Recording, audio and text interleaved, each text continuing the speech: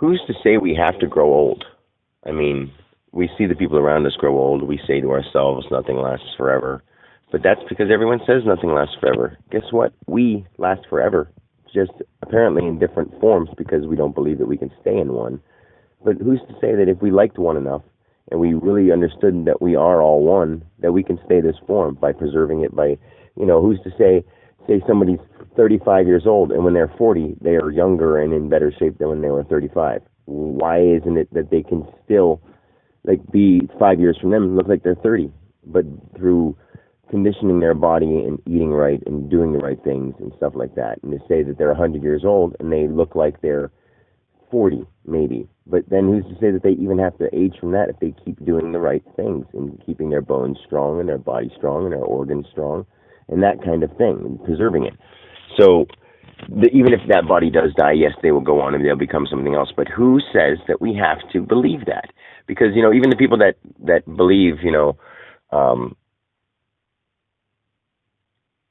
there are some people that I'm say a different topic because I got stuck on that one and I don't want to get stuck while I'm talking.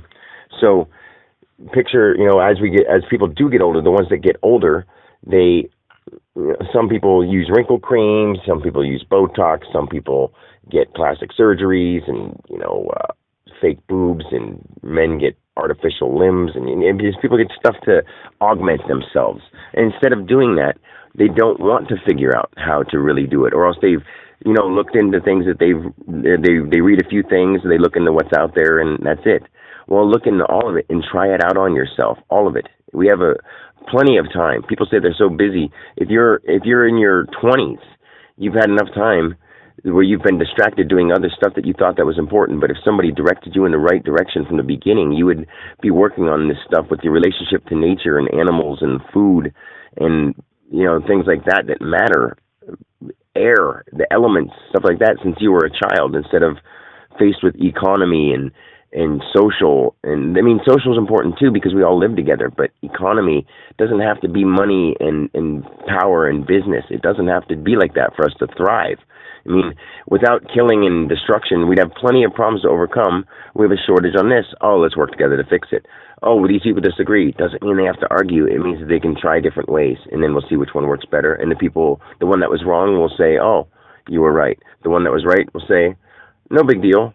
We'll try it your way next time, too. It doesn't mean that your idea won't be good next time. Not every idea works for everybody. And not just because one guy had a better idea this time doesn't mean that the next guy will have a better idea next time. You know what I mean? Like, if the one person rules the world, that person's, supposed to be given the power to make every right decision. No, it doesn't make any fucking sense. Nobody takes that into consideration, that nobody makes the right decision all the time. Even with a group of people, say that you have, 1,000 people in the government or 1,000 people of some organization.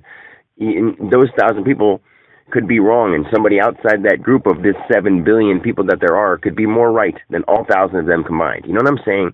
You don't need to be right. You just need to work together and allow and accept. People don't go about things in a violent way. We know what violence is. If it's a violent way, don't do it. If it's harsh to somebody else, don't do it. It's pretty fucking simple.